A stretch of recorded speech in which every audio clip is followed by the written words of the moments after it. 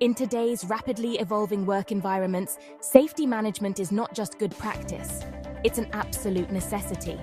Every organization, regardless of size or industry, has a fundamental responsibility to provide a safe and healthy workplace for its employees. This commitment to safety is not merely a legal obligation, but a moral imperative, reflecting a company's dedication to its most valuable asset, its people. A robust safety management system is the backbone of a secure and productive workplace. It is a proactive approach to identifying potential hazards, assessing risks, and implementing effective control measures to prevent accidents, injuries, and illnesses. By prioritizing safety, organizations can minimize risks, protect their workforce, and create a culture where safety is everyone's responsibility. The benefits of effective safety management extend far beyond simply avoiding accidents. A safe work environment leads to increased productivity, improved employee morale, and a stronger bottom line. When employees feel safe and valued, they are more engaged, focused, and productive. Conversely, a workplace that neglects safety protocols risks not only the well-being of its employees, but also its reputation, financial stability, and long-term success.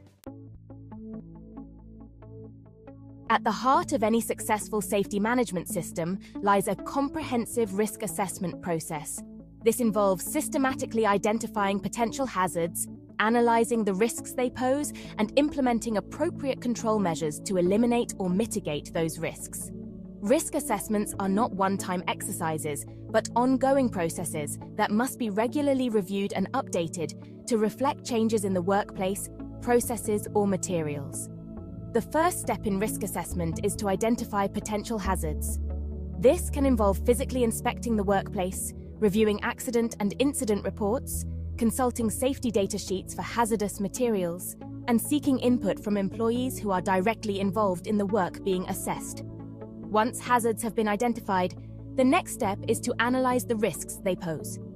This involves considering the likelihood of the hazard causing harm and the severity of the potential consequences. Once risks have been assessed, appropriate control measures can be implemented to eliminate or mitigate them. The hierarchy of controls provides a framework for selecting the most effective control measures, starting with elimination, the most effective, and progressing through substitution, engineering controls, administrative controls, and personal protective equipment, the least effective. Effective safety management goes beyond simply establishing rules and procedures. It requires creating a culture of safety where every employee is empowered to actively participate in maintaining a safe work environment. Comprehensive training and education are essential for equipping employees with the knowledge, skills, and awareness they need to work safely and identify and report potential hazards. Safety training should be tailored to the specific hazards present in the workplace and the roles and responsibilities of individual employees. It should cover topics such as hazard identification and control, safe work practices, emergency procedures, and the proper use of personal protective equipment, PPE. Training should not be a one-time event, but an ongoing process that is regularly reviewed and updated to reflect changes in regulations, best practices, and the specific needs of the workplace. Section 4. Real-world impact. Safety management in action. Numerous real-world examples highlight the tangible benefits of effective safety management. In the construction industry, for instance, companies that have implemented robust safety programs have witnessed significant reductions in workplace accidents and injuries. Similarly, manufacturing facilities that prioritize safety training and hazard control have experienced improved productivity, reduced downtime, and lower insurance premiums. For example, a leading construction firm implemented a comprehensive safety program that included regular site inspections, mandatory safety training for all workers, and a system for reporting and investigating near misses. As a result of these initiatives, the company saw a dramatic decrease in lost time injuries, from an average of 10 per year to just 2 per year over a 5-year period.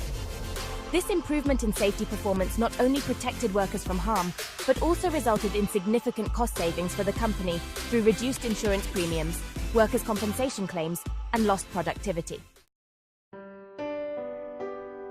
Moving beyond mere compliance with rules and regulations, effective safety management fosters a culture where safety becomes a core value integrated into every operation. It's not just about following guidelines. It's about building an environment where every employee actively participates in safety practices. This proactive approach helps in anticipating potential risks and mitigating them before they can cause harm. Thus, safety management is not just a regulatory requirement, it's a strategic asset that enhances overall business resilience and sustainability. Concluding our discussion, it's clear that safety management should be viewed not merely as a cost, but as a vital investment in the success of a business. By prioritizing safety, organizations not only safeguard their workforce, but also enhance their operational efficiency and reputation. Ultimately, investing in safety management systems translates into long-term benefits, including greater employee satisfaction, customer trust, and financial performance. Therefore, it's imperative for leaders to embrace safety not just as a duty, but as a cornerstone of their business strategy.